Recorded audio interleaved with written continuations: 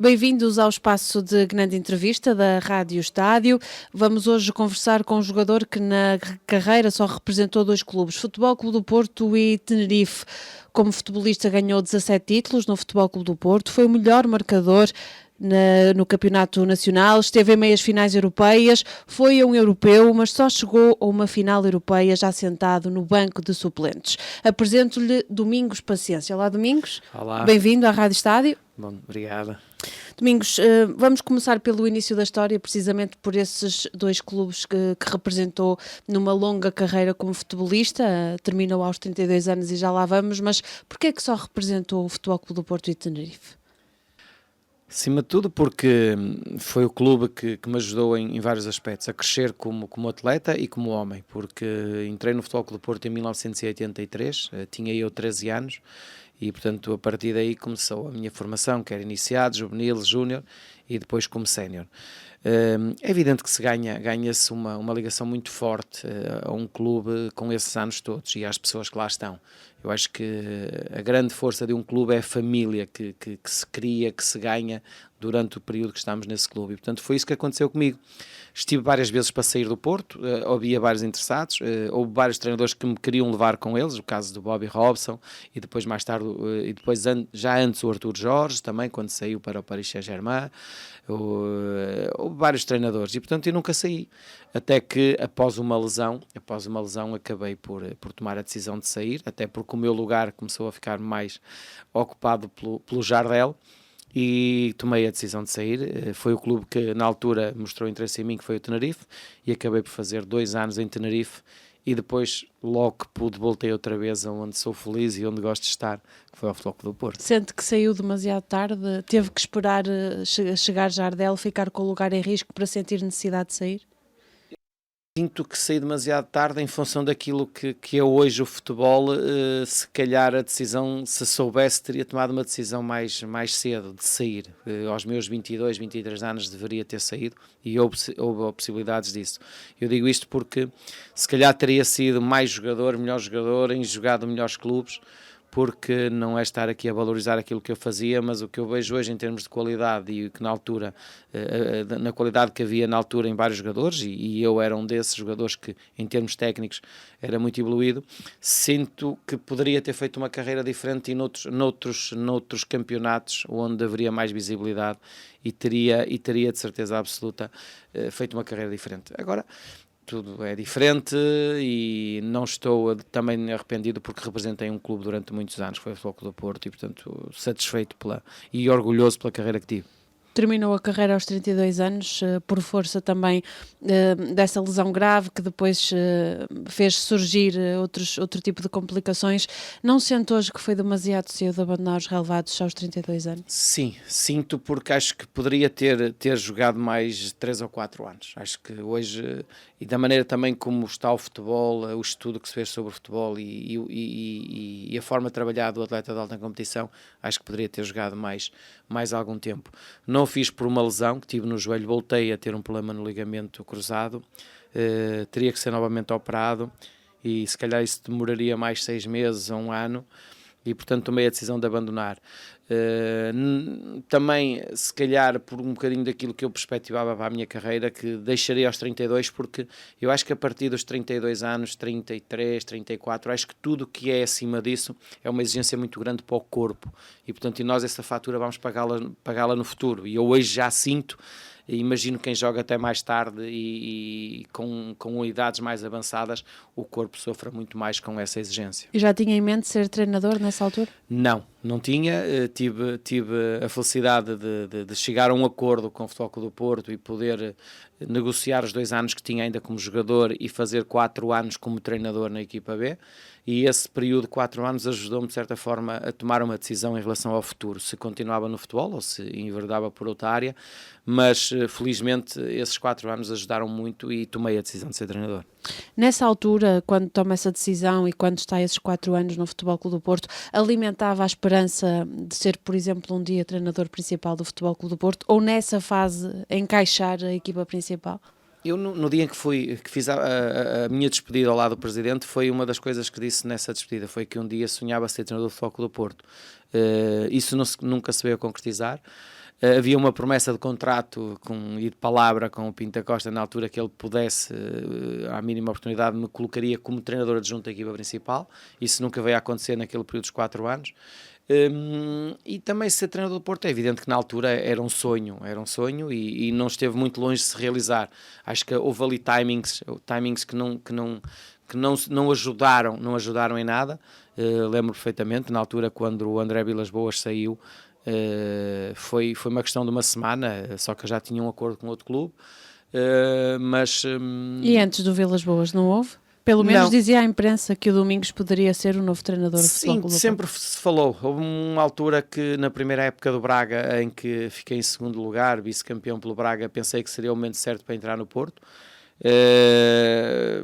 Procurei saber, se calhar, ou foi mais por coincidência, encontrei uma pessoa na rua, um responsável, e perguntei-lhe se havia algum interesse. Ele disse que não, que estava à procura de um treinador muito mais experiente a nível internacional, e logo aí vi que as minhas hipóteses, as minhas chances estariam postas de lado, e portanto foi nessa altura em que vai o André Vilas Boas e acaba por fazer um bom campeonato e ganhar a Liga Europa. E ficou melindrado com isso? O André Vilas Boas não tinha experiência internacional?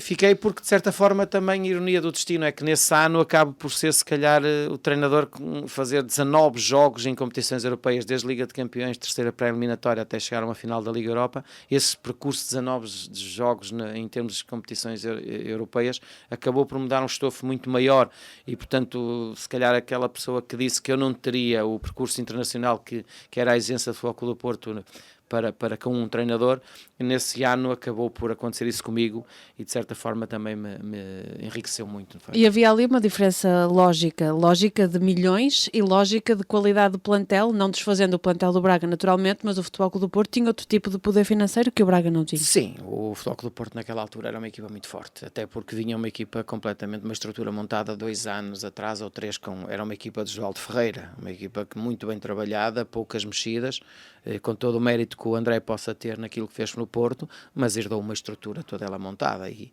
não haja dúvida que o Porto naquela altura tinha muita qualidade e tinha um jogador que fazia a diferença e que era o Hulk. Notou-se quando o Josualdo Ferreira não teve o Hulk, sentiu dificuldades para ganhar, quando se tinha o Hulk, ganhava-se os jogos, portanto, e logo aí isso ajuda muito um treinador, não é? Eu costumo dizer que se eu tivesse sempre o Cristiano Ronaldo na minha equipa, estou muito mais próximo de ganhar todos os jogos, não é? Portanto, e é um bocado isso, acho que há jogadores que são fundamentais numa equipa. E tinha um finalizador nato na área, Radamel Falcão. Em Falcão, não haja dúvida que essa equipa do Porto era muito forte, não é?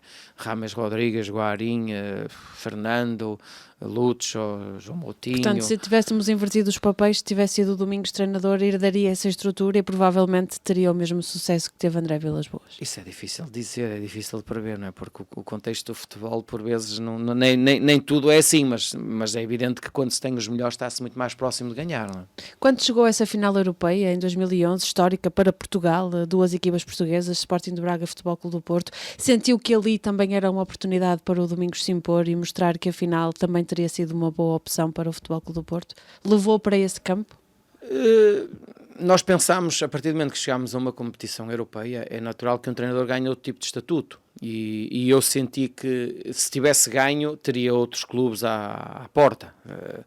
E foi a diferença entre ganhar e perder é essa mesmo. Acho que é o que eu digo, um treinador em Portugal não sai para um clube, para um grande clube internacional só por ganhar o campeonato nacional, não sai.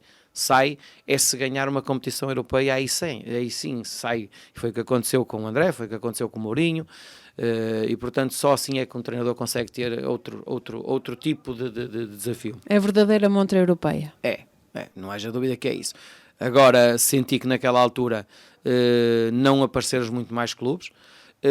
Acreditei num projeto essencialmente por aquilo que as pessoas me disseram e pessoas com quem tinha trabalhado antes, que foi o Carlos Freitas e depois Luís Duque e Godinho. Acreditei que no meu trabalho e acreditei que poderia fazer um trabalho diferente no Sporting e foi isso que me levou a aceitar o projeto do Sporting.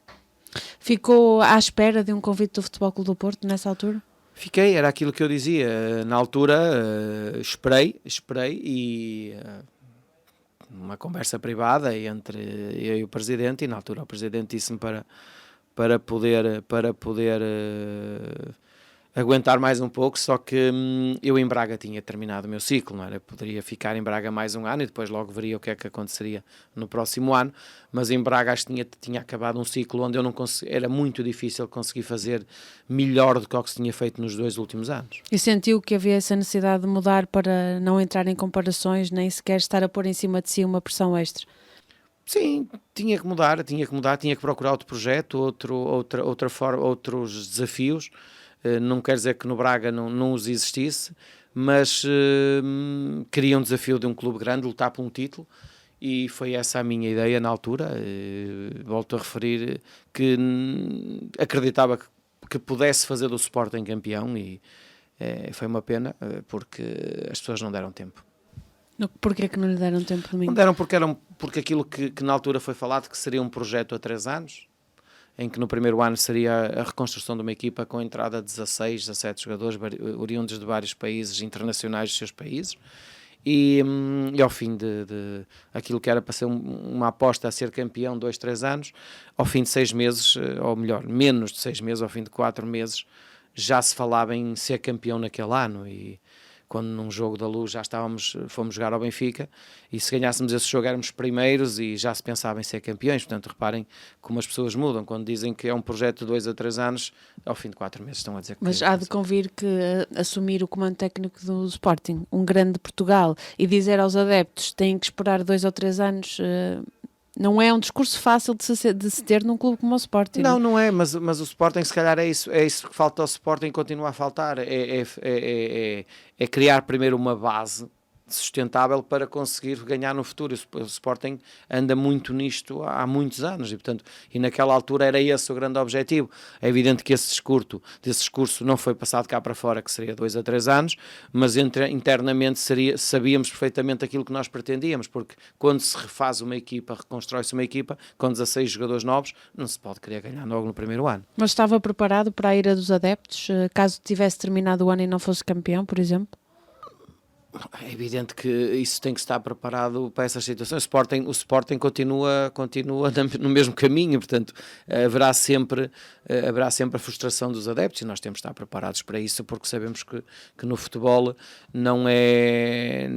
Podemos apostar em determinado objetivo, mas às vezes ele não é atingido, e portanto há que estar preparado para isso. Foi um passo errado, olhando para trás, Domingos, e para o Sporting? Olha, eu não me arrependo da carreira que tive até hoje, mesmo como treinador. As pessoas podem pensar que a partir de um determinado momento as coisas não correram tão bem. Eu não me arrependo, porque eu acho que todas as experiências na vida têm que ser vividas. Se calhar se tivesse ido por outro caminho, não sei o que me teria acontecido. Se calhar para o bem ou para o mal, mas não sei. Sei é que vivi experiências espetaculares por onde passei, em clubes também com outros tipos de objetivos, clubes a lutar pela manutenção dos seus países, mas não me arrependo minimamente do caminho que tomei. Quando sai para o estrangeiro, essa saída, fazer as malas e ir treinar para fora, foi uma espécie de refúgio naquela altura? Não, foi uma espécie de experiência e viver noutro tipo de cultura, estar na Turquia e viver naquela cultura, estar no Chipre e viver naquela cultura. Portanto, estive em Espanha, no Deportivo, era um campeonato onde eu queria entrar e que entrei numa fase muito complicada de um clube. Mas era para relançar a carreira? Sim. Senti essa necessidade? Sim. Preciso relançar a minha carreira como treinador? Também. Relançar e viver a experiência, porque eu sou um tipo de pessoa, evidente que quero e luto pelos objetivos, mas acima de tudo também gosto de conviver com pessoas e envolver pessoas num determinado objetivo, e isso, de certa forma, também é isso que me motiva no dia-a-dia, não? Em relação a essas duas experiências lá fora, quando regressa a Portugal, regressa para treinar o Vitória de Setúbal, se não estou em erro. Não era expectável um treinador que chega a uma final europeia, que treina o Sporting, entrar por uma porta maior no Campeonato Português? Era, e é evidente que nós só entramos às vezes quando há portas para entrar, e em clubes de maior dimensão. Aquele momento foi um momento mais de decisão familiar, porque se lhe disser que estive na viagem para Setúbal com a pessoa, por exemplo, do Atlético Paranaense, a querer que eu fosse para o Atlético Paranaense, e eu disse, não, vou ficar por cá, e vou para este clube por razões familiares, porque houve uma situação de um filho meu que teve um problema, que teve que ficar parado, e eu queria ficar perto dele para poder ajudar, para poder estar por dentro do que ele precisasse. E, portanto, se fosse para muito longe, isso não podia acontecer tão facilmente. E, portanto, acabei por ficar. E foi o Setúbal, na altura, que mostrou interesse em mim. O Setúbal era um clube histórico, não fazia a mínima ideia em que condições é que tinha o Setúbal e que tem o Setúbal. Não foi uma experiência boa, porque sinto que é um clube que tem muita história, mas não tem as condições necessárias para estar a um nível de uma Primeira Liga a ambicionar a grandes objetivos. Na altura em que o Domingos pega na equipa já devia estar mais evoluído. Sim. Acho que o Setúbal, com o passado que tem, digo o Setúbal, digo o Belenenses, digo essas equipas, com o passado que tem, acho que estão completamente parados no tempo. E quando dois clubes não têm condições de treino e onde possam fazer com que os seus jogadores evoluam e criar condições para que um treinador possa construir uma equipa competitiva, e isso logo aí cria muitas confusões, muitas más condições a quem vai para lá, não é? E quando sai para o Belenenses, sabia o que é que ia encontrar? Tinha a noção de como é que era o Belenenses por dentro? Também não, sinceramente também não. Não fazia ideia que o Belenenses também andasse um bocadinho com a casa às costas, sem espaço para treinar, e uma estrutura pequena,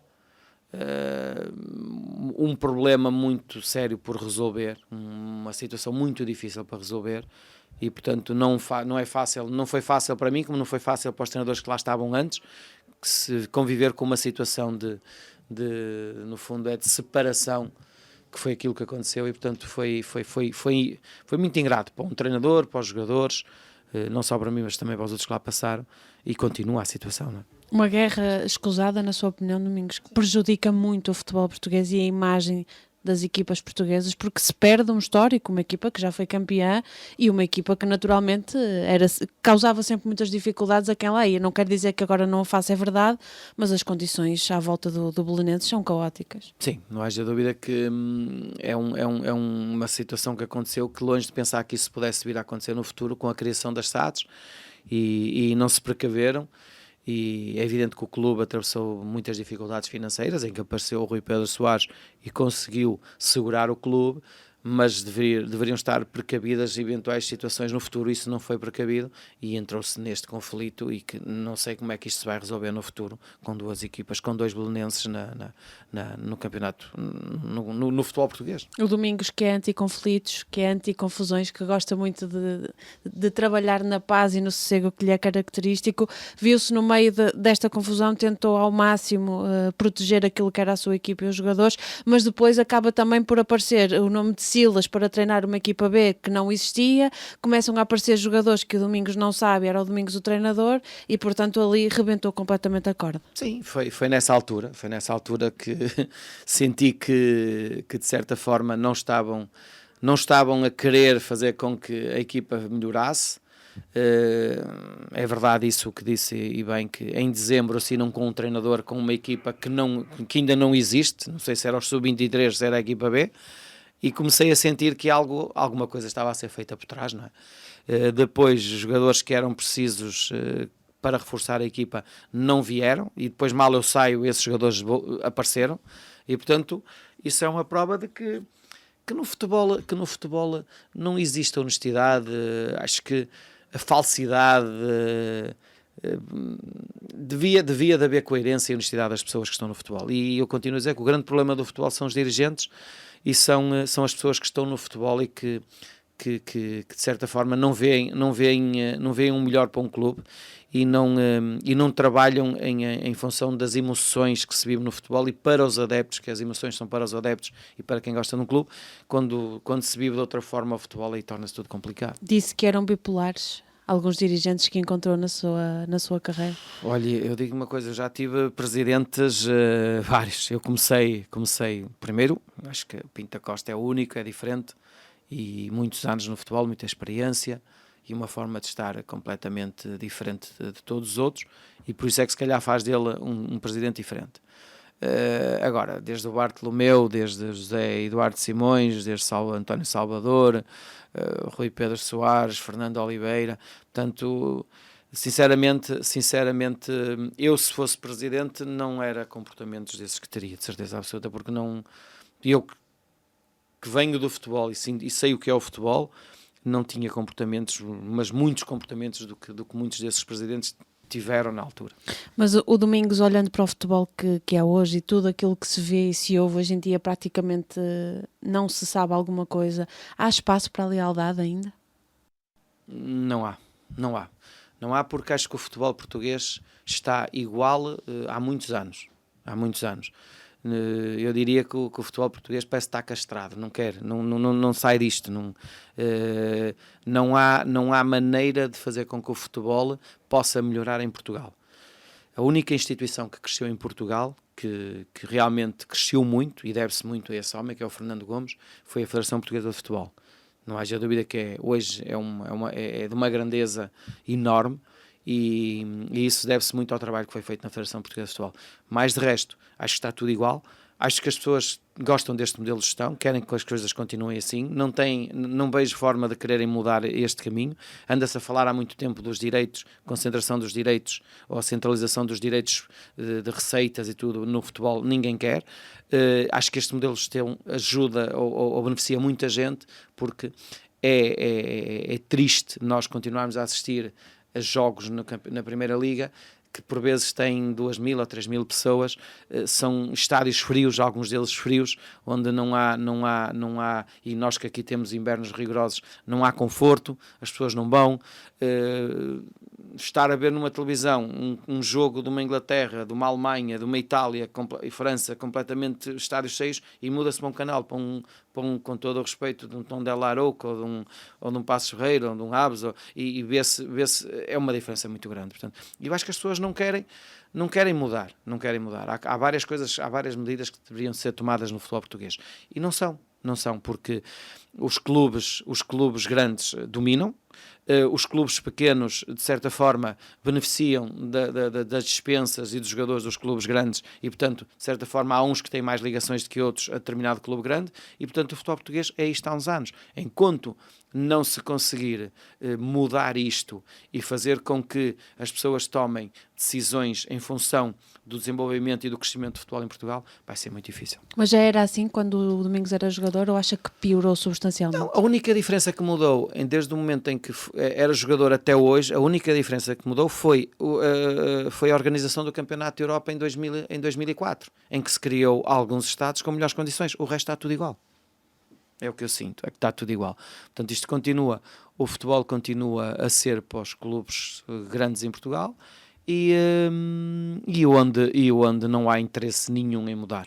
Não vejo, com todo o respeito, gosto dele, o Pedro Proença, gosto dele, mas não vejo o Pedro Proença com a força para mudar o futebol português. Teria de bater de frente com os grandes, na sua opinião, e isso poderia causar-lhe o cargo? Não é ter de bater de frente com os grandes, é os clubes mais pequenos imporem-se e terem a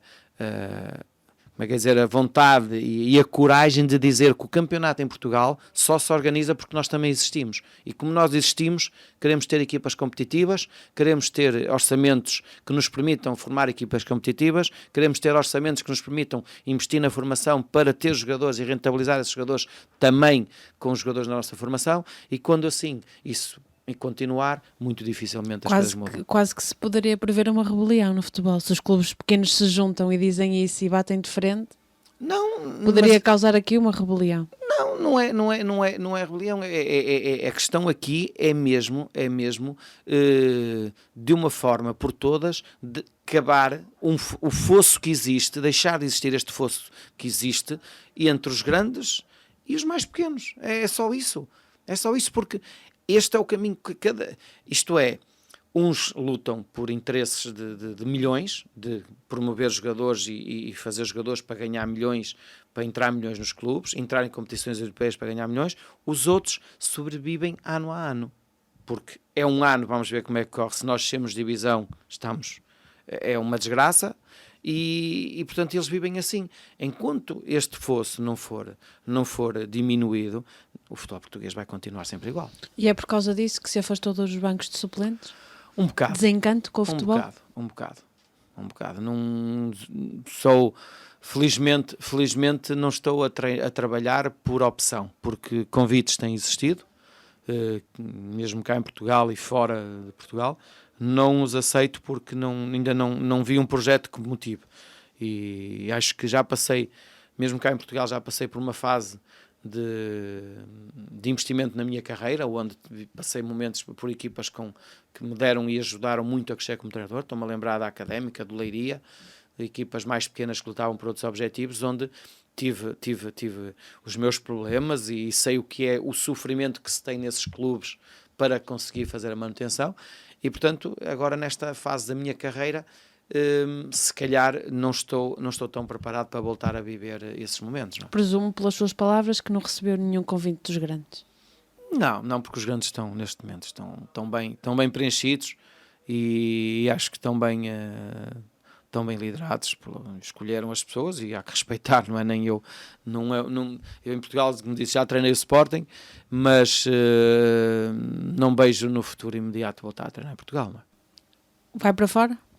Depende, é o que eu digo, se aparecer o projeto que me entusiasme e que motive, num país onde haja visibilidade e onde sinta que haja condições para me sentir feliz também, que é importante. Mas aqui não se sentiria feliz? Por exemplo, não se via no lugar do Silas, por exemplo? Não faz parte, é como eu lhe digo, não é isso que me entusiasma neste momento.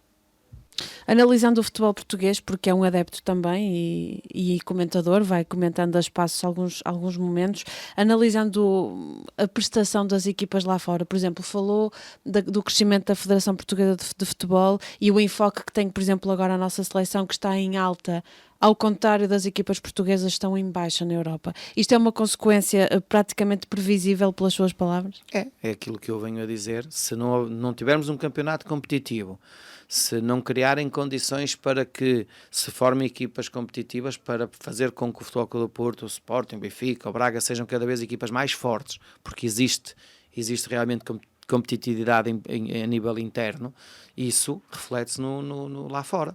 E neste momento nota-se que o futebol português está com algumas limitações em termos de, ou melhor, está a ficar muito mais próximo das outras equipas que competem em competições europeias, e acho que isso é uma prova evidente de que as pessoas têm que analisar bem o que é que está a acontecer ao futebol português. Temos uma seleção muito forte, mas uma seleção toda ela muito forte, composta por jogadores que estão a jogar fora do país.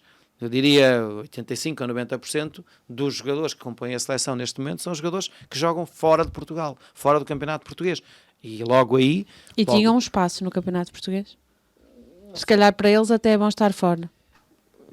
Isto, quando eu digo que o futebol português precisa de mudar algo, é nesse sentido também, porque se nós tivermos mais condições, os jogadores em Portugal ficam mais tempo. Se nós tivermos mais condições financeiras, o jogador português fica mais tempo, porque ir lá para fora por ir ou porque pagam muito mais, se nós em Portugal tivermos capacidade e os clubes tiverem capacidade para pagar mais, mantêm mais tempo cá os jogadores. E, portanto, essa competitividade deixa de existir a partir do momento que aparece um talento, um gênio, um jogador que possa no futuro ser um fora de série, ele vai logo no dia a seguir. Vai logo, porque hoje em dia nós temos muitos empresários a nível nacional, muitos, mas mesmo muitos empresários no futebol. E hoje em dia isso é um negócio para muita gente. E, portanto, qualquer jovem que apareça, há interesse em que ele vá. É pelo clube, é pelo empresário, há interesse que eles queiram que saia para fazer dinheiro. Para isto. Hoje em dia o jogador de futebol alimenta muita gente. Alimenta muita gente, porque não haja dúvida que hoje em dia, quando se eu falar que um jogador foi transferido e houve não sei quantas comissões envolvidas, reparem o que é que estamos a dizer, o que é que estamos a falar. Portanto, por isso é que eu digo, enquanto não criarem essas condições em Portugal, de ter condições financeiras também para segurar o jogador mais tempo, para nós podermos ter campeonatos mais competitivos, torna-se difícil. Já lá vou tocar nesse assunto, mas primeiro queria perceber, o Domingos, em relação aos empresários, não é muito a favor, pelo menos não é conhecido que tenha fortes ligações a empresários. O Domingos sempre tentou fazer uma gestão muito própria daquilo que é a sua carreira.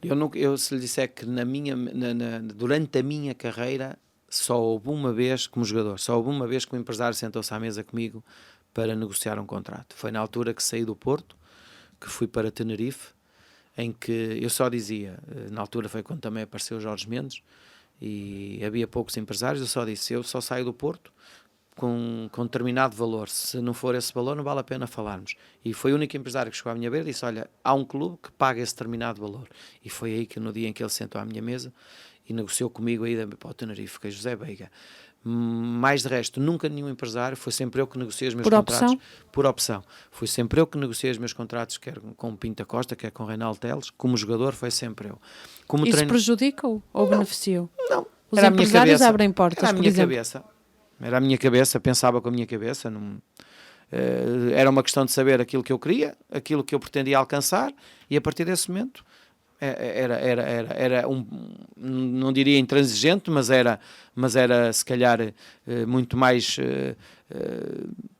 fixo naquilo que eu pretendia para a minha carreira. Portanto, foi isso que aconteceu. Como treinador, falo com eles todos, chegam, ligam-me muitos, propõem este clube, propõem aquele. O que eu digo é, havendo coisas concretas, eu não tenho nada assinado contigo, havendo coisas concretas do negócio, se tiveres que o fazer, faz tu, tens a minha palavra, e a partir desse momento as coisas funcionam assim. E foi sempre assim, nunca assinei nenhum contrato com nenhum empresário para me representar como treinador. Conseguiu fazer isso com os seus filhos, por exemplo? Até um determinado momento faço. Com o Gonçalo fiz, achei que ele só teria empresário no momento certo que ele achasse que era preciso, e assim o fez, foi aos 20 e poucos anos. Da mesma forma que o Vasco é a mesma coisa. Digo, tu um dia vais escolher uma pessoa para te representar, porque... Não interfere. Dou a minha opinião e delego por um simples facto, porque enquanto o jogador achava que não devia ter e como treinador achava que não devia ter, como pai acho que não devo ser, porque não quero ser de hoje para amanhã acusado por um filho meu que eu não defendi os interesses dele da melhor maneira, e como eu não quero que fique alguma coisa no ambiente familiar, quero que seja ele a decidir com outra pessoa pela cabeça dele, porque acho que é melhor assim. Tem um filho a jogar fora e um filho a jogar em Portugal. Nota muitas diferenças de evolução do Gonçalo para o Vasco, por exemplo? São fases distintas, são fases diferentes. O Gonçalo teve este período do Vasco, e o Gonçalo, eu sempre disse isto, ou se é um fora de série, um gênio em que se faz a diferença aos 17, 18 anos, ou então a posição de ponta de lança acaba por ser um ponta de lança, acaba por se afirmar nos seus 25, 26, 27 anos. A melhor época que eu fiz foi aos 26 anos, um maior número de golos, numa época de 30 e tal golos. Portanto, é natural que a maturidade vá aparecendo e é natural que seja nessas fases. Portanto, eles estão a seguir um percurso normal da formação de um ponta de lança. O Gonçalo numa fase mais adiantada, o Vasco com 19 anos, mas também numa fase perfeitamente enquadrado naquilo que eu penso que é o percurso de um ponta de lança. Foi difícil a transferência do Vasco? Foi difícil porque... Joga atualmente nos Encarnados, só para... Sim, foi para difícil. ficar, Está no Benfica. A sua ligação com o Futebol Clube do Porto era tão grande, e ele era jogador do Futebol Clube do Porto, sai para o Boa Vista e depois aparece ali como reforço, algo inesperado, diria. Sim, é verdade, e não foi uma decisão fácil, não foi, até porque o interesse do Benfica foi mostrado em novembro, estava o Vasco no Boa Vista, e só em janeiro, no final de janeiro, é que decidimos, ele acabou por decidir para ir para o Benfica. Decisão dele, é evidente com o meu apoio, e eu digo isto pelo seguinte, porque o Vasco gosta muito de jogar futebol, e é evidente que quando não se consegue conjugar as duas coisas, que é jogar futebol e num clube onde se gosta, e num clube onde se cresceu, e onde o pai tem um percurso, onde o irmão tem um percurso, quando as pessoas dizem que não vale a pena, nós não vamos dar um contrato profissional ao Vasco, o Vasco tem que procurar para o seu futuro alguma segurança, e foi isso que aconteceu, e o Vasco saiu. Só para ter uma ideia, que o Vasco em julho estava completamente desesperado e triste, porque não tinha nada, não tinha clube nenhum, e acabou por chegar a um acordo, tinha um contrato de mais um ano de formação, acabou por sair porque eles não queriam fazer contrato com o Vasco, de contrato profissional, e deram a todos e não deram ao Vasco, e o Vasco sentia-se que numa situação de igualdade, o treinador punha necessariamente aquele que é aposta e que tem um contrato profissional e não o Vasco. Foi isso que eu senti. E, portanto, tomou-se a decisão de sair, e o Vasco estava triste, isto em julho, e depois apareceu o Boa Vista, começou a jogar no Boa Vista, e em novembro aparece o Benfica. Portanto, reparem, numa 3, 4 meses a vida do Vasco podia mudar e mudou, e no meu entender para melhor. Custou, mas porque há uma ligação. Esse cordão umbilical ao Futebol Clube do Porto já vem em relação ao Vasco, já vem do pai, neste caso de si. o Vasco entrou também com 7 anos. E do Gonçalo. Sim, toda a gente nunca se dissociou o profissional do amor ao clube. Pois, nem o Domingos conseguiu separar nunca. Não, nunca consegui separar. Agora a questão é esta, a questão é que tu só te sentes feliz onde és bem recebida, onde as pessoas gostam de ti, onde as pessoas querem que tu estejas.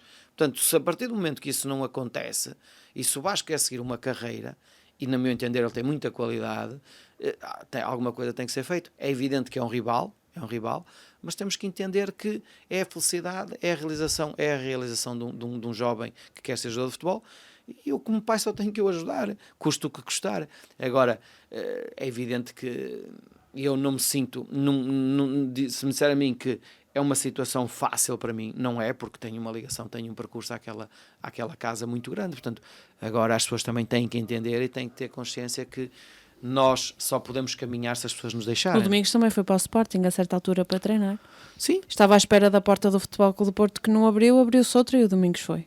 Não posso, ser profissional. Não podemos ficar eternamente. Eu não podia ficar eternamente à espera que o Porto me convidasse. Não? Foi a terceira vez que ficou melindrado com o Futebol Clube do Porto. A primeira por não ter sido treinador, a segunda porque o Gonçalo não se conseguiu afirmar no Futebol Clube do Porto. Ficou magoado com essa situação também? Eu fico magoado porque, acima de tudo, gostava que as pessoas me pudessem, pelo menos, eu não mereço explicações, não mereço nada, porque eu fui uma pessoa que serviu o Futebol Clube do Porto. O Futebol Clube do Porto deu-me outras contrapartidas que me ajudaram, no fundo, a construir também a minha vida. Mas, de certa forma, eu gostaria que as pessoas fossem mais próximas e tratassem das coisas muito mais, de uma forma mais transparente. Lealdade, é um bocado isso. Não foi só momentos, também possa ter vivido ali menos bons no Porto, mas também a questão do Gonçalo. Agora a questão do Vasco. Olha, eu orgulho-me de fazer parte de uma história de um clube de 130 anos, não é? Já. E em que tenho direito a estar num lote de jogadores, dos 10 jogadores da história do clube com mais jogos, com mais golos marcados. Portanto, para mim isso já é um orgulho. O último a nascer em Portugal e ganhar a bola de prata. Sim, há 23 anos que não há um melhor marcador português, e a mim enche-me de orgulho isso. Gostaria que um dos meus filhos um dia mais tarde viesse a suceder-me, mas também acho que isso vai acontecer antes. Espero que aconteça antes, porque também acho que é muitos anos. Sim, porque está em Portugal, mas não se sabe, daqui por uns anos o Gonçalo, como ele já disse bem, gostaria de terminar no clube do coração dele, que é o Futebol Clube do Porto, e daqui por uns anos. É essa tal lealdade que falta, Domingos, porque magoam, neste caso, e não está aqui explicadas as razões, porque as histórias têm sempre dois lados e haverá sempre o outro lado, mas magoam um dos seus filhos, magoam o Vasco, magoam o Gonçalo, e mesmo assim, o Vasco ainda é muito novo, ainda não sabemos o futuro dele, mas o caso do Gonçalo, mesmo assim, o sonho dele é voltar a casa, portanto, fazer como o Domingos fez, eu quero voltar e acabar aqui, porque esta é a minha casa. Olha, o futebol, na minha opinião, por isso é que eu digo, eu vejo o futebol desta forma. O futebol tem que se trabalhar tudo na mesma direção. E qual é a direção que se deve trabalhar? Para as emoções. Acho que o bom da vida é as emoções, é aquilo que nos faz recordar toda a vida, os bons momentos que vivemos. E o futebol é de emoção, é de paixão. E é para essas pessoas que nós trabalhamos ou jogamos num estádio e sonhamos um dia fazer aqueles golos com estádios completamente cheios, as pessoas a vibrarem com os meus golos. Eu vivi esse sonho naquele clube. Foi ali que eu cresci. Portanto, é natural que as coisas tenham que ser direcionadas todas para as emoções. E, portanto, conseguir conjugar o bem-estar com estar num clube, gostar das pessoas, viver momentos diferentes. E foi isso comigo, é isso com o Gonçalo, é isso com o Vasco. É quem gosta de um clube, quem gosta de amor, tem amor a um clube. É assim mesmo. Agora, o nosso crescimento também tem um percurso. O Vasco está a crescer no outro ambiente neste momento. O Vasco neste momento deve sonhar jogar no Benfica e fazer golos, porque tem amigos, tem pessoas que gostam, e, portanto o futebol é mesmo assim. Se isso acontecer, vai complicar ainda mais um bocadinho. Não complica, e daí não sei, porque nós mudamos também, nós vamos criando, a nossa personalidade é criada em função do nosso crescimento, mas nós temos coisas que nos acontecem na vida que mudamos também muito e passamos a pensar de outra forma, e não haja dúvida que há momentos na nossa carreira que temos que pensar de outra forma, e por isso é que eu disse há pouco, eu se calhar hoje aos 23 anos tinha saído, mas porquê? Porque também já passaram muitos anos. Mudou muita coisa. Olhando para os seus filhos, quando percebeu que eles iam ser pontas de lança, assustou-se? Ficou com arrepios a pensar, bom, ainda faz sentido falar em polémicas de pontas de lança, eles agora querem ser pontas de lança, como é que vai ser? Eu não fiz nada para que eles seguissem este caminho. O mais que eu fiz era aquelas brincadeiras, às vezes final da tarde, já cansada, que eles me pediam para ir jogar com eles. O pai anda a jogar comigo. E tenho uma prova, porque o João não é jogador. Sim, o João não é. E eu lá ia, às vezes com grande sacrifício, às vezes até era mauzinho com eles, mas hoje se calhar eles até me agradecem, que eu só jogo com vocês se vocês só jogarem com o pé esquerdo comigo, que era para obrigá-los, como eles eram direito, eu queria que eles jogassem só com o pé esquerdo, e felizmente hoje... Que era como o Domingos fazia. Era como eu fazia, portanto, e felizmente hoje eles também chutam bem com o pé esquerdo e jogam bem com o pé esquerdo, é bom sinal. Mas não fiz nada para que eles... a mãe é que os acompanhou durante este período todo aos treinos e, portanto, e eu estava mais afastado. Mas foi essa decisão que eles tomaram, eles quiseram ser jogadores de futebol. As pessoas também, por vezes na rua, são mazinhas, porque quando veem um filho ao lado e pequenino, perguntam se quer ser igual ao pai e eles ficam a olhar, mas porque é que eu tenho que ser igual ao meu pai, não é? É esta maldade que as pessoas fazem, mas às vezes os miúdos também começam a pensar, realmente se eles acham que se fazem essa pergunta é porque o meu pai alguma coisa fez de bom, se calhar também quer ser como ele, portanto se calhar isso também foi uma forma de ajudá-los a ir por aquele caminho, não é? E pronto, sim, longe de pensar que o Gonçalo, sim, via-se que já tinha essa aptidão, mas longe de pensar que o Vasco pudesse ter essa aptidão.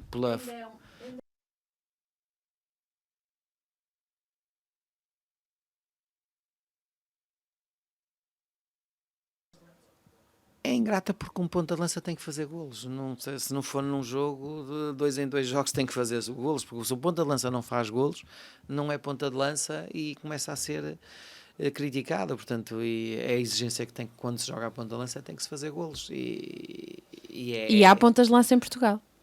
Sim, acho que não há tantos porque é como eu digo que os clubes apostam se calhar noutros jogadores vindos de outros países, vão buscar a outros países para poder também de certa forma ter outras alternativas, porque é na formação portuguesa cada vez começa a haver mais, isso não duvido.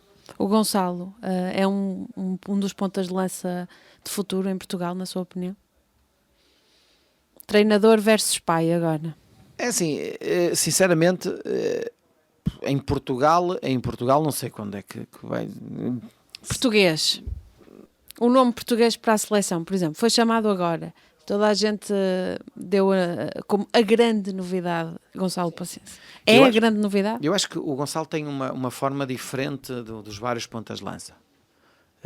Analisando quem está neste momento como pontas de lança de portugueses, eu acho que o Gonçalo é um jogador muito mais versátil. É um jogador que joga bem de cabeça, é um jogador que segura bem a bola, é um jogador que faz tabela bem, é um jogador que tem drible, portanto o Gonçalo não tem, se calhar, a velocidade de outros jogadores, porque ele é mais pesadão, é mais forte, é mais alto, mas é um ponta de lança diferente, na minha opinião, dos outros todos. Eu tinha, se calhar, o meu grande forte, ou aquilo em que eu era bom, era o desequilíbrio, era o drible e a facilidade de remate e a forma como aparecia na área a fazer golo, portanto, era isso. O Gonçalo tem outras coisas que eu não tenho, eu não conseguia ganhar bolas de cabeça, não eram tantas, segurar a bola não conseguia, portanto, o Gonçalo é um jogador diferente e pode dar muito a uma equipa, mesmo às vezes não indo de encontro como é que dizer, às ideias de um treinador que deve jogar com os dois jogadores mais rápidos na frente, ou mesmo, é sempre um jogador que pode ser útil em determinados momentos do jogo, pela forma como ele joga. Portanto, eu acho que é um ponta de lança diferente dos outros todos. Era misturar o pai e o filho e daria um ponta de lança perfeito? Sim, eu acho que sim, aí sim. E o ele Vasco, mais referência eu por trás. Para não ficar triste. O Vasco punham mais num corredor lateral, mas acho que uma conjugação de um ponta de lança mais fixo e um jogador de mobilidade por trás, com a capacidade que eu tinha em termos de velocidade, em termos de equilíbrios, acho que era uma dupla perfeita. Como é que está o Gonçalo depois de saber que foi chamado à seleção? Feliz porque ele, é evidente que isto é no fundo o coroar de um período bom que ele está a atravessar. Numa das melhores ligas do mundo, diga-se de passagem, Bundesliga, melhor jogador do mês de outubro. Poderá ser, ainda não foi coroado, mas está dentro dos melhores. Já estou eu a antecipar. Era bom. mas como é que é dizer, é um jogador que acaba por estar a atravessar um bom momento, está cada vez mais adaptado a um campeonato e uma liga competitiva, e portanto é natural que a seleção possa ser sempre uma porta aberta, não é? Se ele regressasse a Portugal, ele já disse que gostava de regressar ao Futebol Clube do Porto, gostava também de o ver de novo no Futebol Clube do Porto. Acha que o Gonçalo de hoje tinha lugar no Futebol Clube do Porto? Isso é sempre relativo, não é? Um jogador, nós falamos às vezes muito consoante o momento que se atravessa, e eu acho que o Porto já teve pontas de lança, e tem pontas de lança que atravessaram bons momentos, o Soares, o Marega, o Zé Luís também tem um momento. Isto é muito em função do momento, e portanto... O momento é que faltam golos. Sim, agora, mas a questão é mesmo essa, o Sérgio já o teve lá, já o pôs a jogar, já o tirou, portanto, isso é muito a ideia de um treinador, não gosto de estar a meter-me no trabalho de treinador. Isso é máxima de treinadores. É respeito. Respeitar as ideias de cada um e aquilo que procura para o seu jogo, e portanto eu respeito. Respeita também, por exemplo, o facto de um treinador não ter o nível para estar no banco de suplentes. O caso do Silas, neste caso é o Silas em específico, mas sem falar em nomes, há um nível para tirar? Sim, que não foi tirado neste caso em específico e ele está no banco de suplentes. Aceita bem esta situação? Faz sentido isto acontecer? Eu sou vice-presidente da Associação Nacional de Treinadores há muitos anos mesmo, mas estamos a falar há muitos anos, não sei se é para aí há 12 ou há 15 anos, desde foi o Sr. Costa Soares que me falecido Costa Soares, que me convidou, e passei a fazer parte da direção há muitos anos. Eu vou-lhe dizer, eu já houve críticas que me fizeram a mim publicamente, de pessoas a acusarem-me de estar agora a atacar o Silas. Que fique bem claro, eu não ataco o Silas, não ataco ninguém, ataco de uma forma geral o quê? Ou defendo, não é atacar, é defender os interesses de uma classe, em que nós somos mais de 6 mil sócios em Portugal e defendemos os interesses de todos, onde o Silas, pelos vistos, também é sócio, recentemente também é sócio, também defendemos os interesses do Silas e de todos esses treinadores. A questão aqui é o seguinte: se existem regras internacionais da UEFA, juntamente com a Federação Portuguesa de Futebol, com a ANTF, para poder credibilizar e dar a formação a treinadores, e se existem os níveis da UEFA, porque o Sporting, por exemplo, só para dar um exemplo, o Sporting fez um comunicado da ANTF, mas não fez um comunicado para a UEFA a dizer que não aceitava aquilo que a UEFA estava a fazer ao Silas, de não o deixar falar nem nada. Portanto, o Sporting não fez nada disso. Portanto, isto são regras internacionais, há uma UEFA, há uma FIFA, portanto, é assim que as coisas se regem. Portugal adota regras internacionais. Claro, não tem outra forma, não inventa. A ANTF é uma entidade certificadora, certifica que as pessoas têm as habilitações para exercer é isso. A ANTF não condiciona, não pode fazer nada, não tem força para poder inibir um treinador de treinar, não tem. Não avalia a competência. Não avalia, agora certifica, tem ou não tem. Um treinador em Portugal, como aconteceu comigo, eu como jogador tive o primeiro nível, de acordo com uma regra que existe: se és internacional de mais 15 vezes internacional A, tens direito ao primeiro nível. Se portanto, o segundo nível já tive que o fazer, fiz eu, o Vitor Bahia, ainda enquanto jogadores na Associação de Futebol do Porto. Depois do terceiro e o quarto nível, fizemos em Lisboa, fizemos em Rio Maior, fizemos no Luso, e aí o que é que acontece? Estamos lá, internato um mês, pagámos 4 mil euros por cada curso, e portanto temos de estar lá horas, abdicámos de férias com as famílias no período de férias, que é maio, junho, para fazer os cursos, para nós ficarmos certificados. Agora reparem uma coisa: Então para que este esforço todo se amanhã aparece um treinador a treinar na Primeira Liga sem habilitações, sem nada disso? Porquê? Porque continuo a dizer, porque há dirigentes que são os iluminados, que são os malabaristas, que metem lá um treinador que não tem habilitações e há outro treinador que esse também é criticado e que não deveria acontecer, que vai dar a cara por outra pessoa, que isso ainda é pior. Eu nunca dei a cara por ninguém, só dou a cara por alguém. Nem o faria como adjunto? Não faria. Não faria porque, assim, acho que é muito mau estar a ser conivente com uma situação ilegal. E não faria. Portanto, para mim, essa pessoa, seja ela qual for, no dia que chega à minha vez, esta pessoa deu a cara por este treinador, essa pessoa, para mim, não tem credibilidade nenhuma, não tem espaço para falar comigo ou para estar comigo. Não tem. Porque eu só dou a cara por uma pessoa quando realmente existe razões para tal e existe motivos para eu dar a cara para essa pessoa. A partir do momento que entro numa situação ilegal, isso não devia acontecer. Portanto, isto é o que acontece. Não é com o Silas, é com os Silas e com outros treinadores. Isso porque vem a propósito da história do Belenense ainda, por ter ficado aí um alegado mal-estar entre vocês. Não, porque eu nunca falei com o Silas. Só que há coisas, porque é isto que eu, por exemplo, há treinadores que têm melhor imprensa do que outros. Não dividimos. Há treinadores que têm melhor imprensa do que outros. O Rui Vitória está na Arábia Saudita, parece que nem sei onde é que está o Rui Vitória. Há treinadores que têm melhor imprensa do que outros, mas isso é perfeitamente... Como também há pessoas que estão a entrar no futebol que têm muitas ligações a outros. Quando soube um presidente de um sindicato qualquer a defender este jogador, que não tem nada a ver com esse sindicato, mas que está a defender este treinador, é porque há ligações. Quando se vê um canal de televisão a falar muito bem, é porque esse treinador, ou porque esteve lá, ou porque... Portanto, há situações que nós sabemos perfeitamente que isso em Portugal isso é frequente acontecer.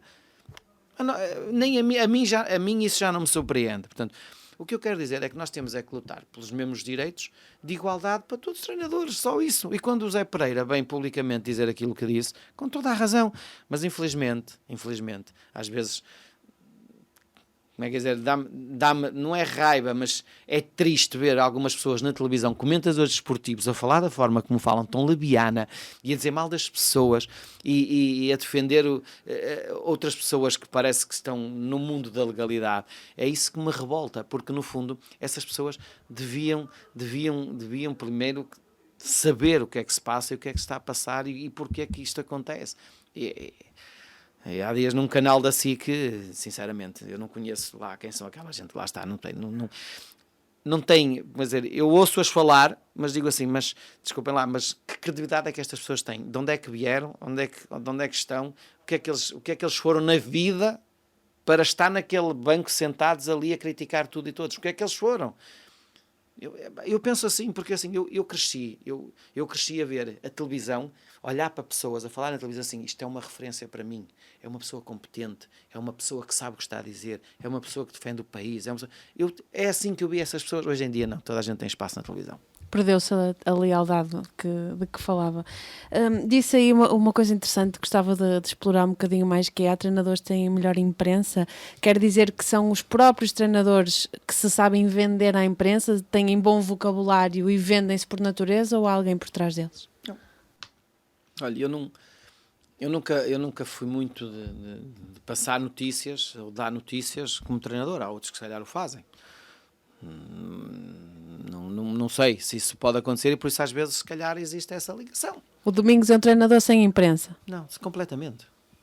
Por opção? Por opção. Falo com todos, não peço, eu não ando a pedir, não peço para pôr notícias, não peço para fazer, não, a mim isso não me diz nada. Portanto, o que eu acho é que há pessoas que são mais faladas do que outras, têm mais espaço do que outras, mas isso já deu para perceber. Agora, essas pessoas, já que lhes dá o valor, fazem um bom trabalho. Quem é o treinador com mais imprensa em Portugal? Na sua ótica? A imprensa, quem é que tem melhor vocabulário? Por exemplo, quem é que acha que é o treinador que está mais na moda? O Domingos já foi o treinador da moda. Não, olha, eu vou-lhe dizer uma coisa. Eu gosto de ouvi-los falar todos, gosto de ouvir as conferências de imprensa de todos os treinadores. Já lhe disse, defendo uma classe. Pois, como vice-presidente, tem que estar atento ao que se vai dizer. Defendo uma classe e não vou de maneira nenhuma estar aqui. Estou-lhe a dizer que isso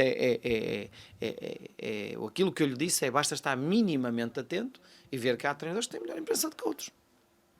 Há treinadores, isto é assim, eu dou valor a treinadores que perdem um jogo e conseguem fazer com que a mensagem que passou é como se não tivesse perdido o jogo.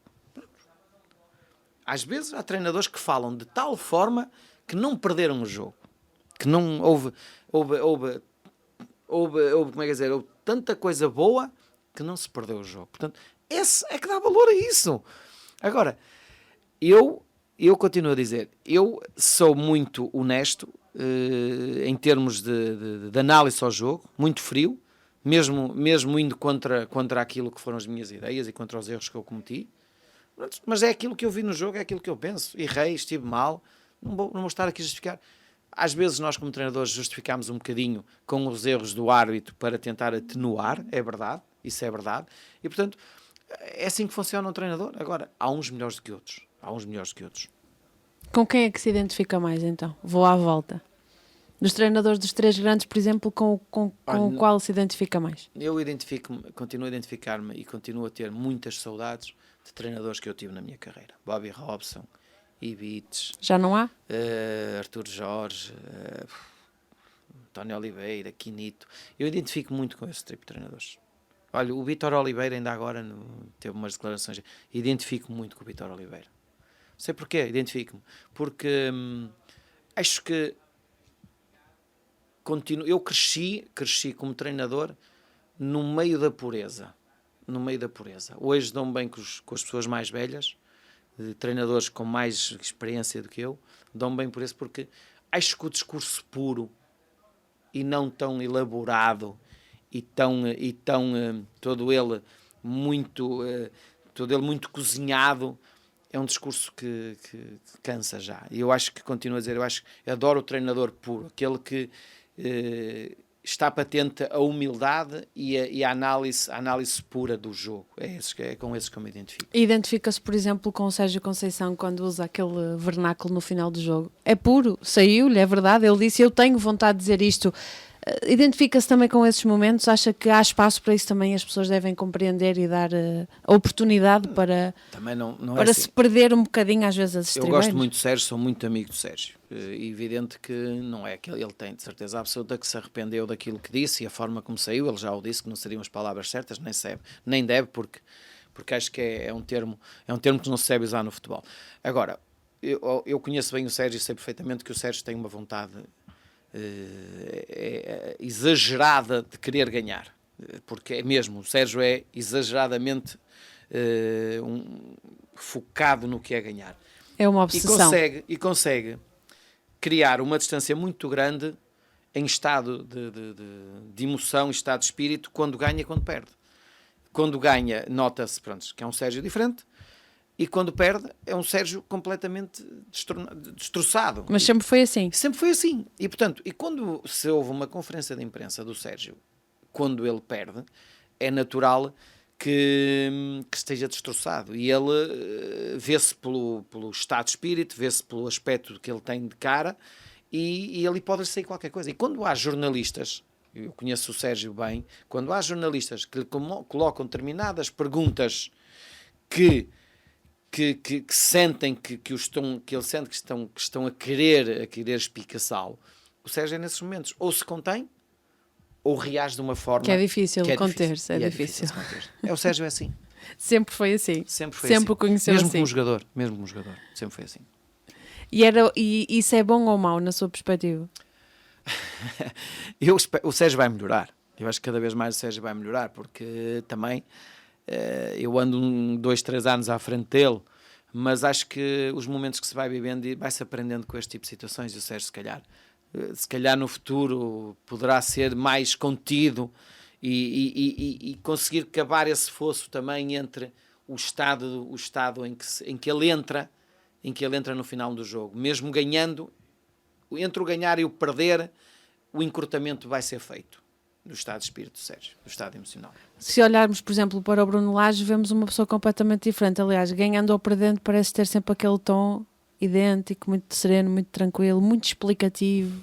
Sim. Identifica-se também com essa forma de estar? É um discurso diferente. O Bruno Lage consegue ver que o Bruno Lage é uma pessoa que faz bem ver o que é o mundo do futebol.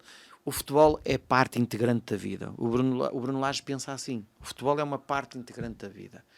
Há a vida e há o futebol. E, portanto, ele consegue.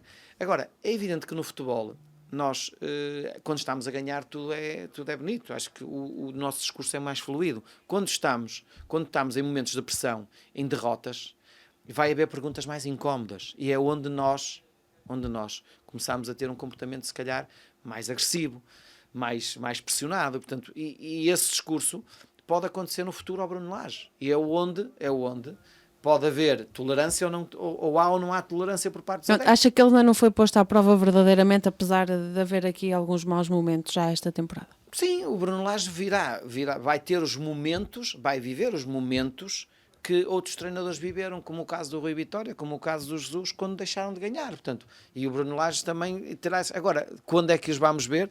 Não sei, porque esta luta com o Porto e o Benfica continua. Mas lá virá o dia em que, se calhar, poderemos ver um Bruno Lage diferente. Logo veremos, e oxalá a gente esteja cá para analisar. E acha que, por exemplo, o Bruno Lage teria coragem para apostar no Vasco? Sim. Ele, olha, as últimas vezes que estive com ele, encontrei-o, e ele disse-me, olha, que teu filho esteve lá, gostei muito e tal. Perfeitamente, é um jovem. E acho que o Benfica neste momento está com uma porta muito grande para a formação. E acho que é o clube neste momento que tem mais jovens para poder saltar da formação para a equipa principal. Não acha que os seus filhos carregam o peso de serem filhos do Domingos Paciência? Já se ultrapassou essa fase? Olha, eu digo uma coisa, no dia eu preparo-os com aquilo que de vez em quando trocamos mensagens, temos o nosso grupo de família e trocamos mensagens, e às vezes umas mais em privado, porque há coisas que têm que lhes dizer e que estarem preparados para aquilo que pode acontecer, e digo-lhes, olha, isso já se passou comigo, já aconteceu comigo, eu reagi assim, foi assim que aconteceu, da mesma forma que no dia em que o Vasco assinou pelo Benfica, também disse, olha, prepara-te que nas tuas redes sociais vais levar tudo, desde traidor, disto e daquilo. Portanto, isso é o que tu vais levar, meu menino. Portanto, aceita, não leias, passa à frente, faz como eu, não ligues ao que as redes sociais dizem, porque isso é o que eu digo, isso são pessoas... Felizmente que não havia redes sociais na sua altura? Por um lado, felizmente. Mas hoje a promoção faz-se muito através das redes sociais, portanto... E a destruição também. E a destruição. Portanto, ainda bem que assim é. E eles souberam lidar com isso? Sim, perfeitamente. Acho que eles sabem perfeitamente que há muita gente que gosta, outras que não gostam. Eu tenho muita gente que se calhar não gosta de mim, tenho outras que gostam. Portanto... O Domingos acabou também por levar por tabela com a saída do Vasco. Sim, mas não levei, sabe porquê? Porque... Não sei se leu, lá está. Não, se calhar não leu. Não levei, porque ou se as pessoas se dirigissem a mim e se realmente quisessem saber o porquê desta situação, se calhar algumas até lhe diziam, olha, passou-se isto. Acho que é justo saberes o que é que aconteceu. Pessoas mais próximas. As outras pessoas, o que foi escrito, eu não leio os comentários nas redes sociais, não consigo ler. Por exemplo, há uma notícia num jornal e a seguir vem lá toda a gente a comentar. Eu não leio isso porque acho que são pessoas que estão ali encapuçadas, são pessoas que eu não sei... É assim, porque é que eu vou estar a valorizar o que esta pessoa está aqui a dizer se esta pessoa não a conheço? Que credibilidade é que ela tem? Quem é esta pessoa? Portanto, e por isso eu não leio, porque se eu ler é para ficar... É para incomodado. Mudar o meu estado de espírito e mudar o meu momento, eu não quero. Lá vou eu voltar ao Silas. Nada de propósito, mas só porque já falamos dos dois grandes, falta falar do terceiro grande. E disse há uns tempos que não tinha opinião sobre a forma como o Silas treinava, porque não acompanhou muito de perto a carreira dele, e estes primeiros meses de Sporting já lhe permitem tirar uma conclusão? Sim, acho que é geral, e aquilo que eu vejo nos jogos, acompanho os três grandes e as outras equipas também, é assim, não há uma grande diferença em termos de qualidade de jogo da equipa, não há. É evidente que o Sporting continua a viver momentos complicados em função da estabilidade da equipa, do plantel, da estrutura, dos adeptos, portanto tudo isso não é fácil para um treinador. Agora, não é... Acho que o Sporting O Sporting, o que eu lhe posso dizer é, as dúvidas que eu tenho é, o Sporting está mais próximo do Porto ou do Benfica, ou está mais próximo do Braga, do Guimarães? A diferença é essa, é que o Sporting nesta altura... Está a meio da ponte. Está. Acho que não, eu não sei porque o Sporting vai a Tondela, tem dificuldades para ganhar, vai ao Alberca, tem dificuldades para ganhar, os jogos são mais difíceis para ganhar. Agora é saber o Sporting, para que campeonato é que o Sporting pode ir. Vai para cima para lutar com o Benfica ou com o Porto, ou bem para baixo para lutar com o Guimarães e com o Famalicão neste momento. Portanto, é essa a dúvida que nós temos nesta altura em relação ao Sporting. O Silas vive. O Silas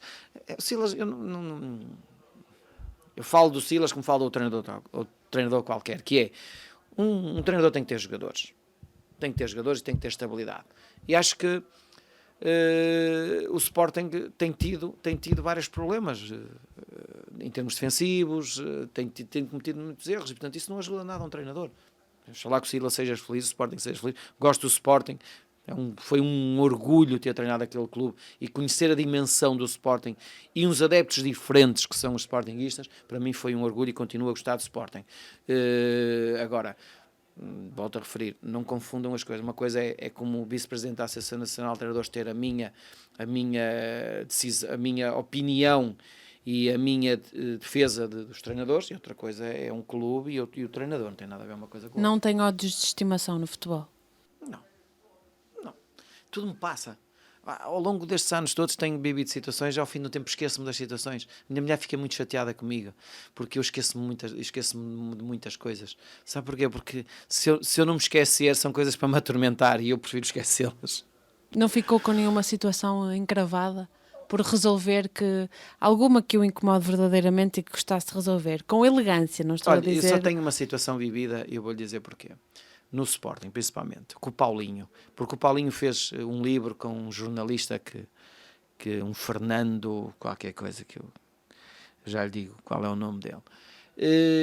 Porque eu na altura, quando cheguei ao Sporting, levei muitos jogadores novos, que na altura disse 16 jogadores, e todos eles de nacionalidades diferentes. E então, ao fazer aqueles meinhos, aqueles rondos no início do treino, eu achava que o Paulinho não devia, que todos os treinadores punham um Paulinho no meio. Eu achava que não devia pôr o Paulinho porque são jogadores vindos de outros países e iam interpretar aquilo como um gozo ou uma pessoa que tem uma deficiência numa perna.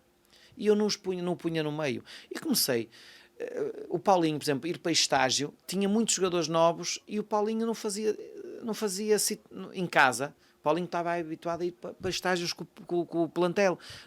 Não fazia sentido ir para um grupo novo. O holandês, o Scars, o americano, o peruano, o Carrilho, muitos jogadores de vários países, que diziam assim, o que é que o Paulinho está ali a fazer? Paulinho, não venhas para aqui porque estou aqui, eles não convivem contigo. E aquilo foi interpretado pelo Paulinho como um afastamento. O que acontece? O Paulinho vai dizer a esse jornalista que eu quis matar. Olha, eu tenho-lhe a dizer que no dia está lá o segurança, o Paulo, e um amigo meu em Lisboa, que eu fiz uma encomenda pela internet de um relógio, um porta-chaves, só de carregar no botão e dizer as horas. Paulinho não sabia as horas. Paulinho não sabia, que não sabe contar. Não sabe juntar 10 mais 10 de bolas. Portanto, e eu, na altura, porque ele levantava-se, ele tinha a boleia do meu adjunto, do Rui Santos, e tinha que estar lá às 7h30 num sítio. Ele chegava lá às 6h30, porque ele não tinha noção da hora, tinha medo de perder a boleia. Portanto, eu dei-lhe um relógio, como se dá para os invisuais, portanto, para as pessoas que não veem. Portanto, eu fiz isso, entreguei lá, no dia em que me vinha embora, e disse, olha, façam chegar isto ao Paulinho, e passado uns tempos vejo uma situação daquelas. Eu não fiz mal nenhum ao Paulinho. Até porque eu tenho muito respeito pelo Paulinho, pela deficiência que tem. Tenho uma pessoa na minha família também que tem uma deficiência e sei o que é isso. E, portanto, eu nunca fiz mal ao Paulinho. E, portanto, a mim entristeceu muito ver um jornalista ter a coragem de escrever num livro que eu tentei matar o Paulinho. Portanto, foi a única coisa que me deixa triste na vida e na minha passagem do Sporting. Está esclarecido. Não. Tentou proteger o Paulinho. Tentei proteger o Paulinho e depois, mais tarde, até encontrei o Paulinho e disse-lhe a ele, Paulinho, eu não te fiz mal nenhum. E pelos vistos, ele andava para lá com umas coisas em relação a mim. Disse, Paulinho, eu nunca te fiz mal nenhum. Apenas, mas explicar isso ao Paulinho... É tal lealdade que se perdeu com os tempos. É isso, portanto, foi isso que aconteceu. Foi essa única situação. É a única coisa, é a única situação que eu tenho chata na vida, no mundo do futebol, com um roupeiro que tem essa deficiência, e foi isso que aconteceu. Eu lembro na Holanda, o Paulinho, eu comecei a perceber-me, o Paulinho tinha 10 bolas num saco e 10 bolas no outro saco. E perguntar-lhe, 10 mais 10. Mister, eu não sei quanto é 10 mais 10. Sei que aqui tem 10 e aqui tem 10. Portanto, ele não conseguia. Portanto, reparem a situação que o Paulinho vivia. Portanto, Tentou protegê-lo, dar-lhe outro tipo de ferramentas e o grupo mudou. Já mudou. não era o grupo do Paulinho. E foi isso que aconteceu. E falamos do Futebol Clube do Porto, demos aqui muitas voltas sem nunca conseguir dizer um nome. Antério Henrique. Está-lhe atravessado? Eu sempre tive uma relação com o Antério Henrique boa. E foi uma das pessoas, há um bocado quando falei, foi uma das pessoas que lhe perguntei se havia algum interesse na minha ida para o Porto, e ele explicou-me disso. Não há interesse neste momento, não, porque estamos à procura de um treinador com mais experiência internacional. Encontrei-o ali na zona do Boa Vista e coloquei-lhe a questão, porque vinha nos jornais isto e perguntei-lhe se haveria essa possibilidade. O Domingos Leal, a passear na rua de fato treino e sapatilha, encontra o Antério Henrique, faz-lhe uma pergunta normalíssima, uma resposta normalíssima. Ficou com esperanças aí? Não. Percebeu que não? Percebi que não, porque foi quando ele me disse que estavam à procura de um treinador com percurso internacional. Eu disse, eu não tenho, fui jogador, eu não tenho, e portanto, olha, agradeço, ao menos, olha, de certa forma, tiras-me alguns fantasmas que possam estar na minha cabeça. Foi fantasmas bons? Não, fantasmas bons não, porque nesse ano acabei por continuar em Braga e cheguei à final da Liga Europa. Portanto, isso foi no meio do ano, no final do ano da primeira época em Braga, que aconteceu isso. Que ficou em segundo lugar, foi a Liga dos Campeões. E lhe perguntei se havia algum interesse do Porto na minha parte, na minha ida, e ele disse-me que não. E da segunda vez, quando o André Vilas Boas saiu para o Chaves? Foi uma semana antes, tinha estado com o Presidente e... Aí não houve Antério Henrique? Aí não houve Antério Henrique, foi uma conversa entre eu e o Presidente, e portanto que tivemos à frente de outras pessoas, e eu até lhe disse ao Presidente, isso já podia ter sido ano passado. Ele, pois, mas o André e tal, pronto, tudo bem, portanto, continuamos, não há problema nenhum, olha, vou continuar o meu percurso, o meu ciclo em Braga acabou e vou para o Sporting, que foi o que eu lhe disse. Eu tive sempre uma boa relação com o Presidente, com o Pinto da Costa, sempre, mesmo nos momentos de decisões, porque ele no fundo também me ajudou na altura que fui para a Leiria, ajudou-me a pedir opinião noutras alturas também para alguns clubes. Tive sempre uma boa relação com o Presidente, e acho que foi sempre uma pessoa muito honesta comigo. Pronto, mas infelizmente nunca se proporcionou a entrada como treinador. Isso era o que tinha que ser. Quem foi o pior presidente com quem já trabalhou? Com quem não voltaria a trabalhar por motivo nenhum? Não vou dizer. As pessoas conhecem-nos bem, quem anda no futebol. Só há coisas que eu não consigo trair uma pessoa, eu não consigo ser falso. E acho que isso, a falsidade e a traição, são as piores coisas que podem existir num presidente. Basta ver o seu percurso e perceber com quem é que não saiu a bem por traições. Há várias. Há situações que não... Prefiro... Podem tudo os presidentes em Portugal? Disse o Petit, podem tudo, há pouco. Disse aqui na Rádio Estádio Petit, numa grande entrevista, os presidentes em Portugal podem tudo. Podem? Não podem tudo.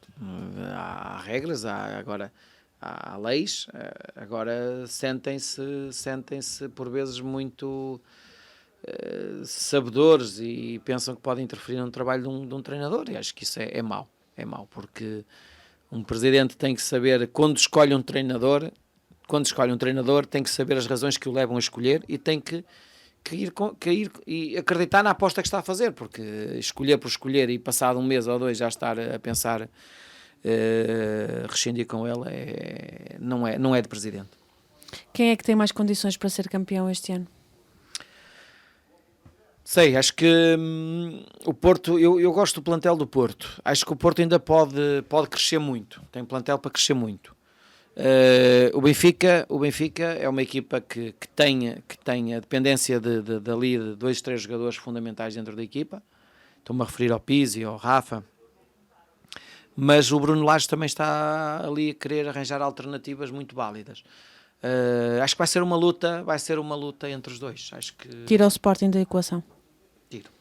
Tiro porque vejo o Sporting a ter vários percalços.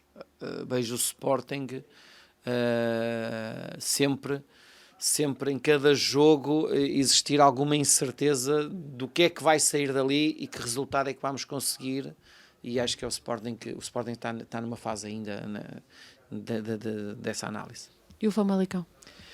O Famalicão tem uma vantagem neste momento, respira saúde, respira confiança, respira pontos, tem pontos que lhe permitam encarar os jogos de outra forma, e acho que o Famalicão é capaz de fazer um bom campeonato.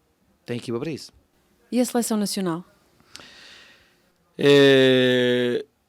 Tem jogadores suficientes para poder ser uma grande seleção. Concordo com o Fernando Santos quando diz que a quantidade de jogos é que no fundo tem muita influência naquilo que é o rendimento da seleção. A gestão desses jogadores tem muita influência no que é o rendimento da seleção, mas temos qualidade suficiente para ser uma grande seleção e uma grande equipa. Agora, é isso que ele dizia e é verdade. Com esta última convocatória, com estes jogadores, por exemplo? Sim, mais um ou dois que estão de fora, o caso do João Félix, o caso do Gonçalo Guedes, os jogadores que ficaram de fora nesta convocatória por lesão. Acho que é um grupo de jogadores a jogarem fora do país e que cada vez mais se tornam mais jogadores e em fases da vida deles que estão a entrar no auge da carreira deles. Sinto isso. Sinto que os Bernardo Silvas, os Gonçalo Guedes começam a entrar em fases da vida deles no auge da carreira. Isso é importante para a seleção. Até o próprio André Gomes, infelizmente. Sim, o próprio com André, o que lhe aconteceu. Sim, não foi muito feliz. Realmente é uma lesão muito chata, impressiona, e a vida de um jogador é mesmo isto. Parece que estamos a viver momentos de grande felicidade, tudo é bom, tudo é positivo, e de um momento para o outro, em uma fração de segundos, parece que a nossa vida caiu tudo para trás, caiu tudo. E acho que foi isso que o André sentiu. No início do ano, poucos dias depois de completar 50 anos, deixou no ar a ideia de escrever um livro onde iria contar muitas coisas, onde iria revelar muitos segredos que nunca falou e que até ao momento nunca foram assunto. Vai mesmo para a frente esse livro? Estará para breve. Já está muita coisa escrita. Não é o segredos. Próprio Domingos que está a escrever? Sim, não é segredos. São histórias que vivi, são treinadores que tive pelo meu caminho feito, que exerceram determinado tipo de liderança, que de certa forma me marcaram, e que acho que são histórias importantes para contar a quem anda no mundo do futebol, porque as pessoas não são iguais, as pessoas viveram coisas que se passaram, se calhar em balneários, em jogos, e que são bonitas de ficar num livro, para que um dia se possa, por exemplo, o caso de Feyenoord, casos de coisas das bombas no hotéis, tanto coisas que as pessoas, acho que é bom ficar escrito, porque foram coisas que aconteceram, não é? E que ao longo da vida venho contando, e também, no fundo, é um apanhado desde que saí do meu bairro, um bairro dos pobres, até chegar a um estádio com 120 mil pessoas, no caso do Estádio da Luz, que levava na altura 120 mil, 100 mil pessoas. Portanto, acho que é um percurso daí até ali que, de certa forma, até pode deixar uma marca, mas também ajudar as pessoas a pensarem um bocadinho, às vezes, no que é o percurso de vida. E vai explicar porque é que terminou a carreira aos 32 anos? Fora as lesões? Também. Houve motivos fora as lesões? Também houve. E muita coisa pode estar aí. Esperemos que brevemente isso possa acontecer. Se calhar primeiro para um grupo de amigos, e depois... Que não sabem?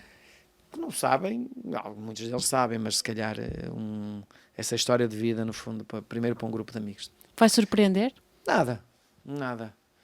É mais se calhar um apanhado de situações vividas em que as pessoas podem tirar várias ilações e pode ajudar, porque onde existe emoção, onde existe imagens, onde existe coisas vividas, experiências e soluções, e porque é que se fez assim e não se fez assim, isso ajuda por vezes nós também a refletir um bocadinho naquilo que nos vai acontecendo no dia a dia. Domingos, obrigada. Obrigado, foi um prazer. E cá esperemos pelo livro. Vamos ver. Combinado.